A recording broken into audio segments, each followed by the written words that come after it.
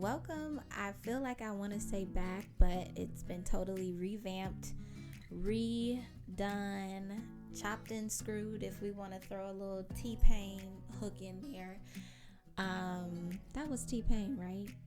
I think so.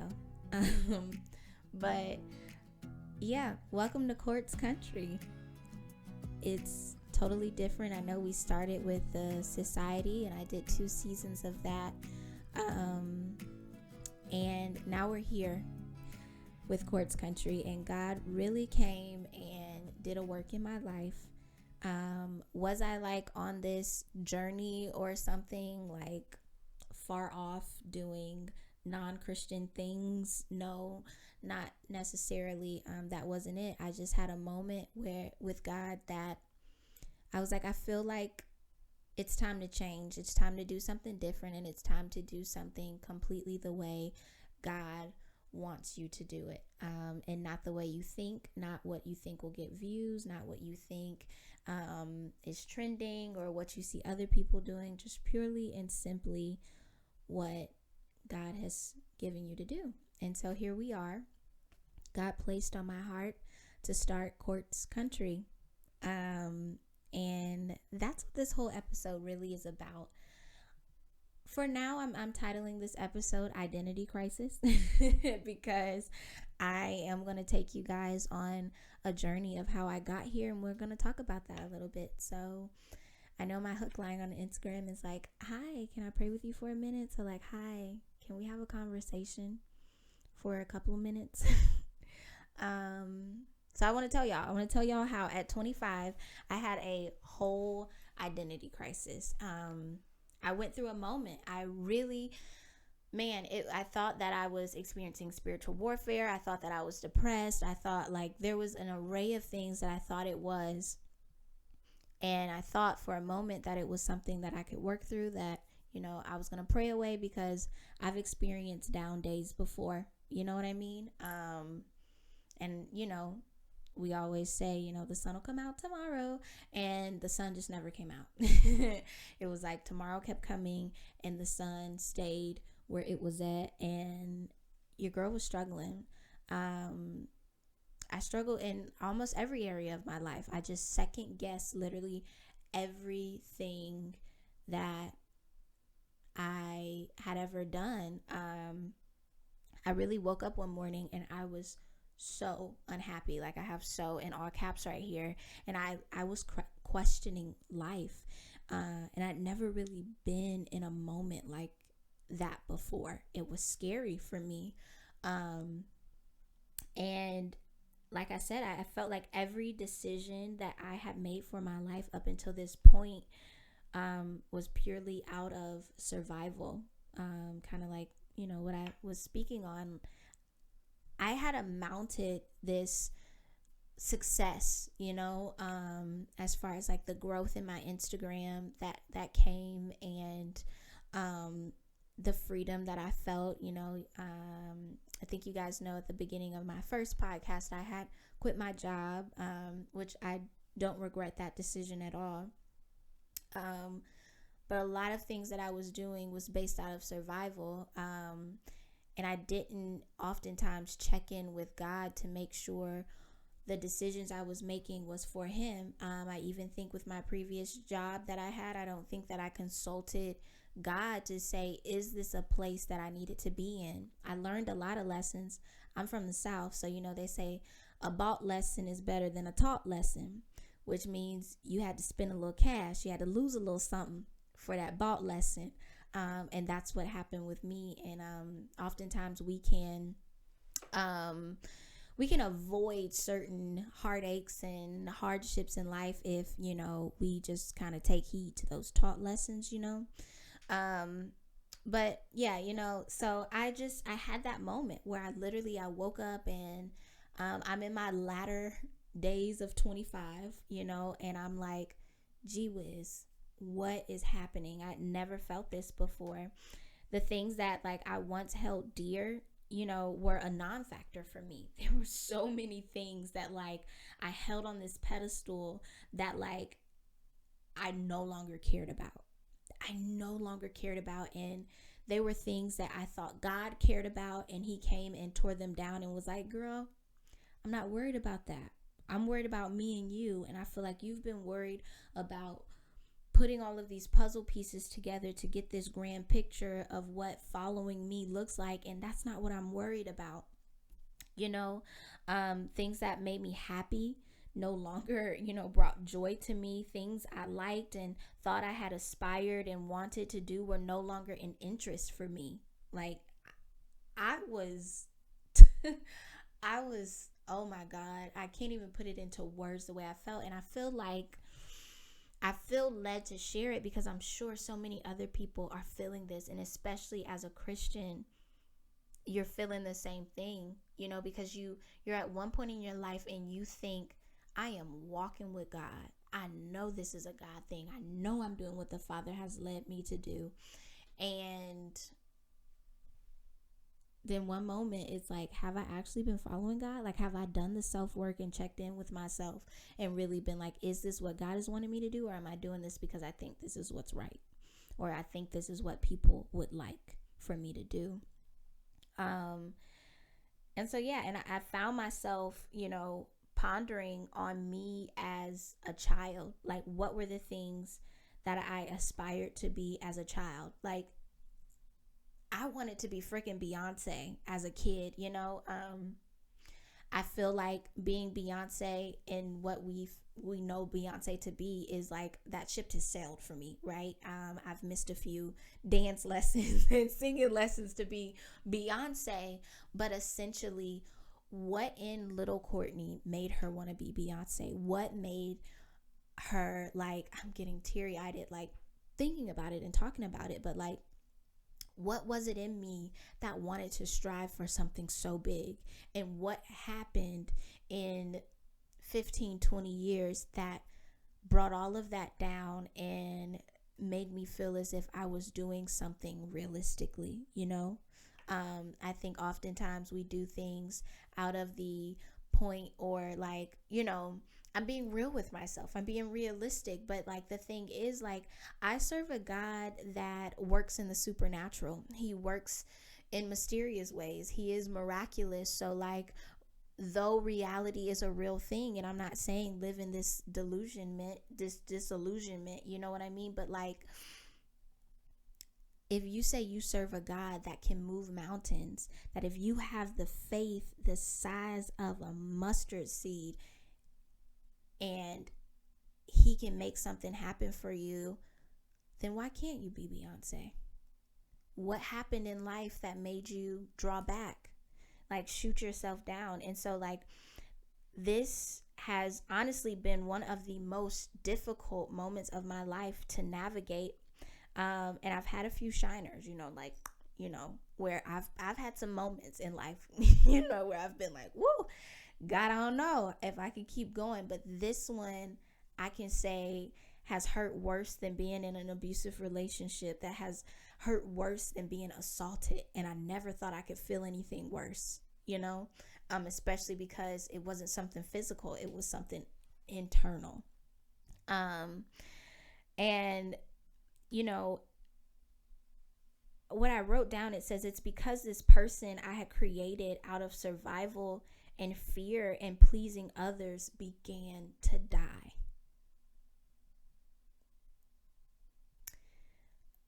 That person was my comfort zone.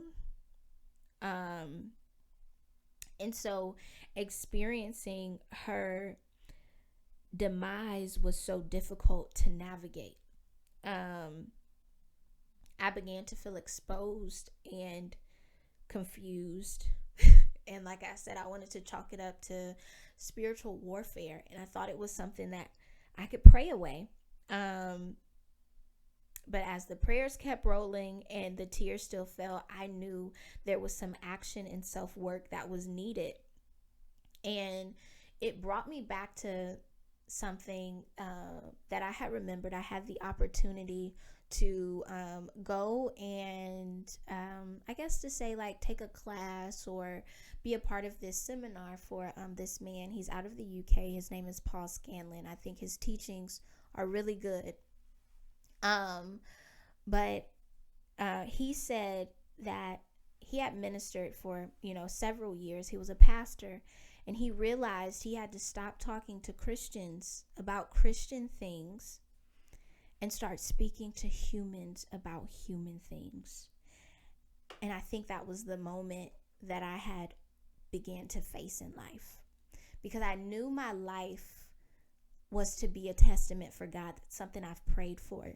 That's something I've worked very hard for, is to make sure that I make Christ known in this world. But I felt like I had become this super Christian, if I'm honest.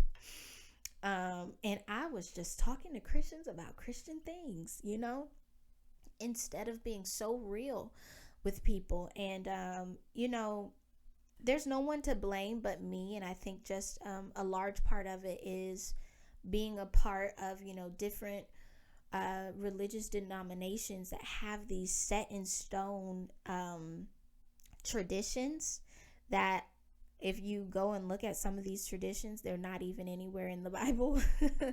But we hold so dear to them, and God started breaking those things down in my life. One thing for me really was, and I know some people are going to eat me alive for this, and I've had several, kind of, I don't want to say debates, but, I've had some conversations with people who, because I say, God doesn't care if you go to church. God cares if you forsake the assembling of yourselves. What does that mean? I had a God-ordained season that was spent out of church. I had months of my life where I fought so hard because I thought I was supposed to be in church, and I thought I was allowing my hurt from the church. And I know some people are going to raise their eyebrows when they hear that. But the more I experienced God right in my room, I was tuning into church services, right? Like, and there was no specific church that I was, tuning into. It was just, I would wake up on Sunday morning and I would say, okay, God, who do you want me to listen to today? And so I shopped around on online churches. And then, I was like, I got to find a church. I had people in my ear, that loved me, and I know that they were saying this just purely out of what they believe. They were like, you got to get back in church, you got to get back in church, you got to get back in church. But I didn't feel God leading me to be a part of an organized church setting. And that has been going on for, I don't even know, maybe almost a year now. And that was one of the things that I had held so dear that God stripped from me. Because he said, you don't forsake the assembling of the saints. I have conversations with people often about God. His word tells us that when 2 or 3 are gathered and his name is lifted up, there he will be in the midst. That's the assembling of ourselves. I worship him with other people, and I'm not saying don't go to church. If church is your thing, do it. I still go to church. I'm now an active member of a church. Do I physically attend every Sunday? I don't.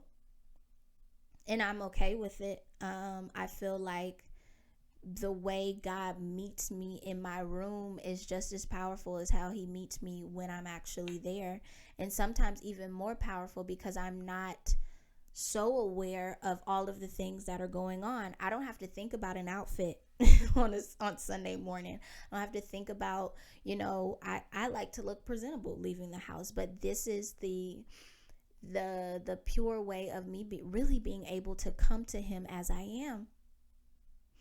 And so I really, like, I don't want that to be misconstrued. And if it is, you weren't listening with the right heart, I pray you hear my heart in it. That I'm not saying don't go to church. I'm not saying that, you don't have to go to church. What I'm saying is God is concerned about his people being united, purely because of him, not because they attend Mount St. Baptist Episcopal Mediterranean Church of God in Christ. Like, he's worried about, are you lifting me up in your everyday conversation? Because it's easy to praise God in a setting that is orchestrated to do it. But do you do it when you hit your friend up and you say, hey, let's go to lunch? Or, hey, I'm just calling to check in. And it turns into, girl, God is so good. And that's where I am in life. I am in a place where I am purely like, it's God, no title. And when I often hear people in church talk about, you shouldn't be worried about a title. And I think they're thinking about pastor, deacon, evangelist, but like, even don't worry about a title as far as what church you're a part of. Like, I think we even take pride in the actual entity, the building, this physical thing that has a lifespan just like you do. We take pride in those things. Like, strip away every title and worship God purely, unadulterated. And so, like, back to that point of speaking to humans about human things, that was something that, I was realized that the Bible is a book of humanity. If you think about it, it's not a rule book. It's a book of stories of people's lives. People just like us, who lived and breathed, who had a death date like we did. They were here for a time and then God brought them home. That's what the Bible is. It's a map. It's not rules. It's, if you're faced with this, maybe you should take this turn instead of going that way, and I don't think that it's discrediting God, but it's more so highlighting the truth of who he is and what he created, because he simply created human beings. That's it. And that's what God started pulling me down to, was the simplicity of relationship with him and the simplicity of really who he is. There are so many things that we get wrapped up in that God is like, baby, if you only knew. Darling, if you just come over here and sit down with me, I'm all right. Like, that's what he wants. He wants pure relationship. Because we can get in the motion of things. If your heart is not in it, it is not worth, as my mama would say, a hill of beans to God. Because now it's tradition. Now it's routine. You're not doing it out of the purity of, God, here it is. Like, I even found myself like having to check myself about my tithes and offerings, because I'll be honest and say I gave in church because I was told to give in church, but my Bible tells me to not give unless I feel pricked in my heart to give. But how many of us, that 10%, you give 10% of your income, 10% of your income, that is sitting in the back of your head, and that's the reason you give. Not because God has been good to you. Not because you want to give because he blocked a car from hitting you. It's simply because I'm supposed to give 10% of my income. And guess what? God doesn't want that. If it's not because purely who he has been to you, he doesn't want it. Your worship time in church in a sanctuary on Sunday morning at 9:30 a.m., he could care less about it. Because you're not doing it because of who he is. You're doing it because of the tradition and the routine you've put yourself into. And that's why we have to be so careful. That was honestly something I prayed to God in 2020. I said, don't allow me to get comfortable with you. And I am now in a moment sitting like, oh, why did I pray that? Okay. But I'm glad that I did, because I want to That's how, as the old people say, we make our election sure. Because I have these periodic moments where I check in and I'm like, okay, God, am I doing all right? Not, we have these checklists. I go to church on Wednesday. I go to church on Sunday. I'm on the media team. I'm on the prayer team. I run the youth department. I'm this. I'm that. I do this. I go with them every Friday to feed the homeless. And I go to the women's shelter over here. That's good, but why are you doing it? Why? Are you doing it because it makes you look good? Or are you doing it because God has been good to you? That's the simple question that I begin to ask myself. Why am I doing it? Am I doing it because God has been good to me, or am I doing this because this is what I feel I'm supposed to do? And if I'm doing it because I feel this is what I'm supposed to do, I might as well not. I might as well not. I feel like I've dumped a lot, just like I just started talking. And I think I have, but I just wanted to be so clear to people, and I wanted you to hear my heart and why I changed everything, why I had a moment where I had to come to myself. There were parts of me that I was hiding because I wanted to look good, or I thought this is what would look good. I often prided myself in saying, people be like, you're from Alabama? And I'm like, yeah. And they're like, I can't hear it at all. I prided myself in hiding my accent when I am a country girl born and raised from Wetumpka, Alabama, from Nuckbush, okay? I grew up playing kickball with cows in the kickball field. That's who I am. And I ran away from that person because I thought that if I became somebody else, it would be more appeasing for people. I thought that praising God and spreading his word looked a certain way. And he came and dissolved it all. And that's why also I didn't want to label this podcast as a Christian podcast. I labeled it as culture on purpose because I want so many people to hear human things. God's concerned about humans, period. Not Christians. He's concerned about every being he created. Humans. That's simply it. But back to the identity crisis. I think all of this is, part of the identity crisis. But there were some things that honestly I started looking up. I'm a facts person, so I gotta know some things. And one thing that I had remembered, I was like, I believe something says somewhere that we change ever so often. And so I found it. And it says, it's not a myth, but rather a scientifically proven fact that our bodies and minds change every 7 years. Y'all. And if you have been someone that has studied the Bible and you've been around, or if you're new to it, 7 literally means completion in the Bible.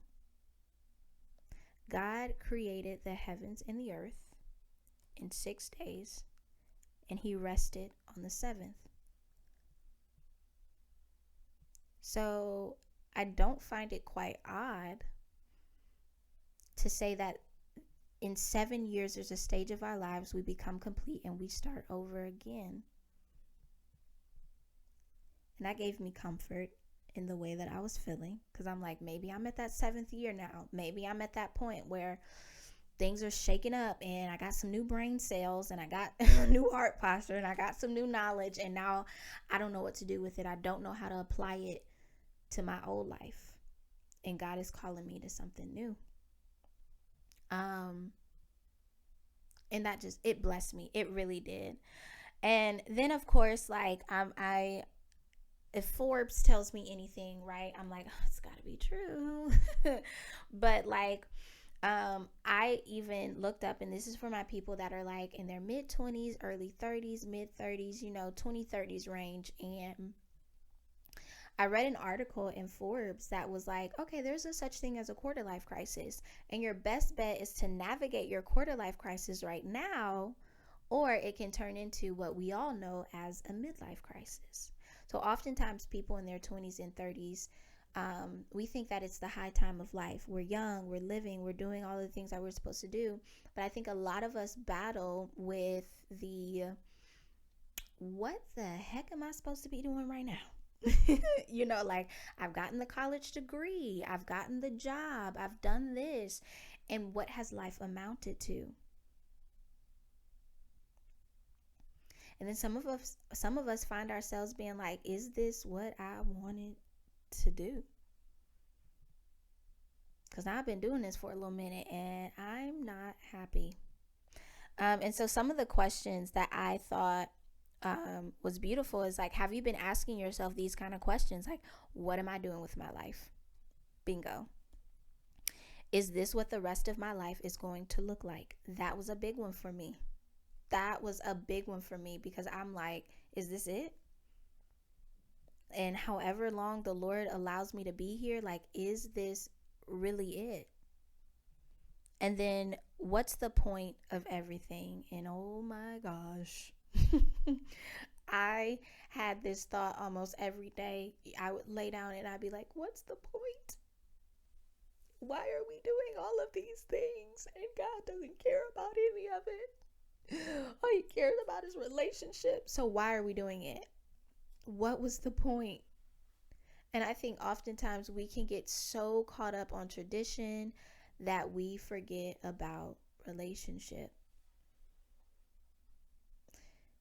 And so that's me. I won't say that I've completely navigated my identity crisis. I think I'm still there. I think I'm still working my way through her.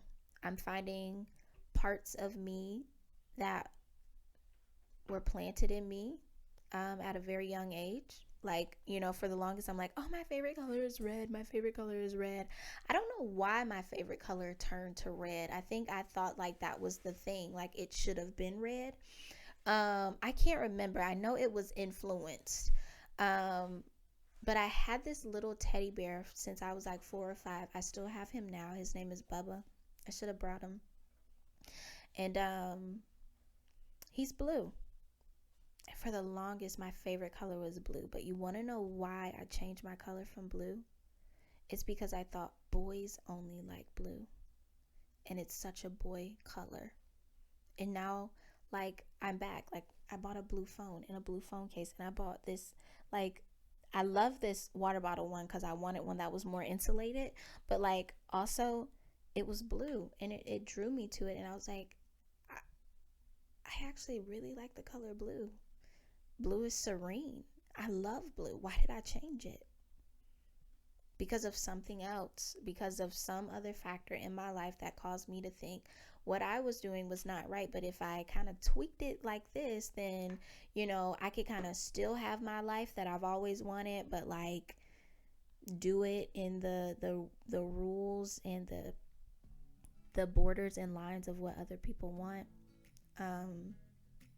So welcome to Quartz Country. It's a conversation literally for everybody. Christian, non-Christian, whatever you identify as, I want you to feel comfortable here. Because God is concerned about humans. That's it. So we'll have special guests. And I'm getting so emotional, but we'll have special guests from all walks of life. Every conversation is welcome here, because I want people to feel heard, because God cares about humans. But my motto is still the same. The more you know, the more you grow, and the more you realize, the more you'll impact lives. And I think that holds so true, because I feel that if we all just sat down and had a conversation, we would realize how much more we have in common than we don't have in common. So I love y'all. Thank y'all for being here.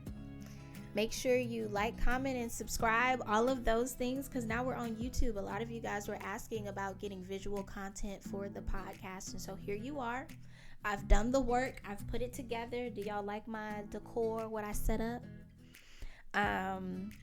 So this is, we're now on YouTube. We are now a Spotify-based podcast, y'all. Like, isn't that cool? Spotify is our backing. And I think I'll still be on Apple Music and, Apple Podcast, Google, and all of those things. But I'll make sure to let you guys know. Stay tuned and stay plugged in on our Instagram, Quartz Country. Some of you probably still follow it. I just changed the name and all of that. Make sure you follow me at Courtney Elise Coleman. That's where you'll get your daily prayer and all of the things about my life and the quirks and all of that. So thank you guys. And if you're going through an identity crisis, child, me too. And I'm here for you, okay? Thank y'all for tuning into Quartz Country. I hope you liked it. And I hope you stay. I hope you feel understood. And I hope you feel loved. I love y'all.